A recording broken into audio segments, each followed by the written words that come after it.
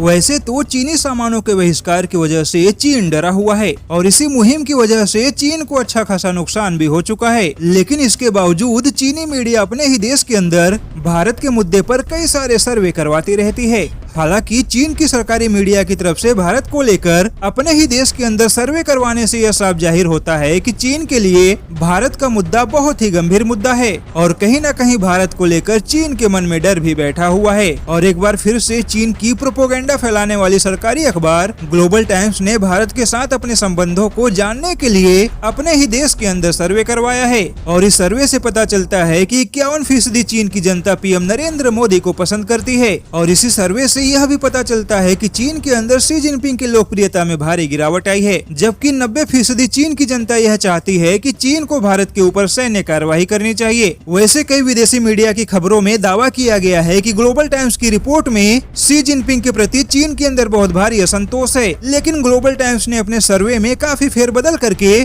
गलत आंकड़ों को प्रकाशित किया ताकि वैश्विक मंच पर शी जिनपिंग की लोकप्रियता को चोट न पहुँचे। इसी सर्वे में यह भी कहा गया है कि रूस, पाकिस्तान और जापान के बाद भारत ही चीन का सबसे पसंदीदा देश है, जबकि 70% चीन के लोगों का मानना है कि भारत के अंदर चीन विरोधी भावना बहुत ज्यादा है। वहीं चीनी जनता का यह भी मानना है कि चीन विरोधी भावनाओं की वजह से चीन की कंपनियों का भविष्य खतरे में है। वैसे कई विदेशी मीडिया रिपोर्ट में यह दावा किया गया है कि ग्लोबल टाइम्स के रिपोर्ट में पीएम नरेंद्र मोदी की लोकप्रियता और भारत के कामकाज और विदेश नीति से चीन की जनता काफी खुश है। लेकिन इन चीजों को ग्लोबल टाइम्स ने प्रकाशित करने से पहले अपने हिसाब से फेर बदल करके गलत आंकड़ों को प्रकाशित किया है। वैसे यह भी हो सकता है कि चीनी अखबार ने अपने सर्वे के जरिए भारत के अंदर चीन विरोधी भावनाओं को कम करने की कोशिश की हो, क्योंकि ग्लोबल टाइम्स ऐसे प्रोपोगेंडा फैलाने में काफी माहिर है।